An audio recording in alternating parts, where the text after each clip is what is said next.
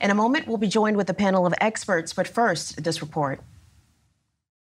To begin exploring this, we started off in the white, working-class, but rapidly gentrifying neighborhood of Remington, situated by the 83 corridor and Johns Hopkins University, to speak to longtime resident Bill Cunningham.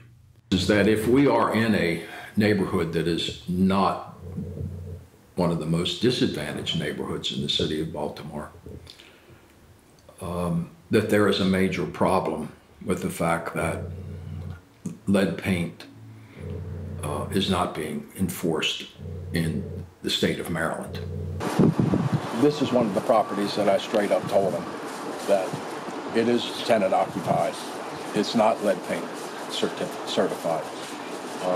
In the 18 months that I did that, no one from the state has investigated any of the properties that I gave them, which just shows that they don't care. You can't get around the fact they don't care. Rates of lead poisoning have dropped dramatically since the 90s, when tens of thousands of cases were ID'd every year. But exposure continues, mostly to low-income families who have few options.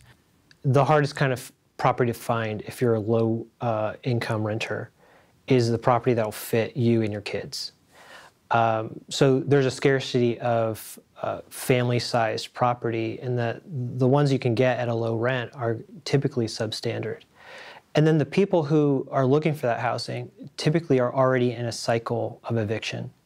They are kicked out through a summary ejectment process, quickly have to find some other housing where they don't have the deposit ready. They are more times than not jumping from one bad situation to a worse situation, and their options are just so limited that I think the onus should be on the city and the landlords to make sure people aren't faced with that type of difficult choice.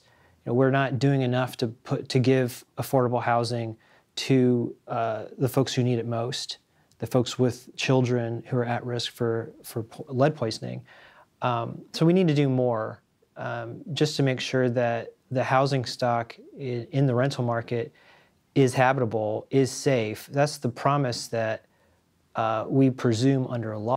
Advocates have failed to pass legislation that would increase oversight and penalties, says former veteran state delegate Joe Carter. My frustration in the legislature was largely because it was so obvious that this was preventable and that the political will had simply never been there to really address the problem. It's a very simple thing. No lead paint, abate what is there. Don't allow children to come out of a hospital and 30 days after being brought home, permanently brain damaged, so they will never realize their potential in life. It's inhumane. Not only is lead the #1 precursor for juvenile delinquency and all kinds of other behavioral problems, it's also, if we were to take a survey of everyone in our juvenile justice system and in our prisons, we'd find a huge number of these people were lead poisoned as children. I've come across so many people as adults that when I look into what caused their initial dysfunction in life or their initial stumbling or lack of productivity or whatever issues happened, it always goes, 99% of the time in Baltimore City, it goes back to lead poisoning. So it is a state of emergency. Jasmine Carter and her 3 young children were relocated to a lead-free home thanks to assistance from the Health Department and the Green and Healthy Homes Initiative. But she fears the damage, especially to her youngest daughter, will be permanent. Oh yeah, especially hers. Because I think he can balance it.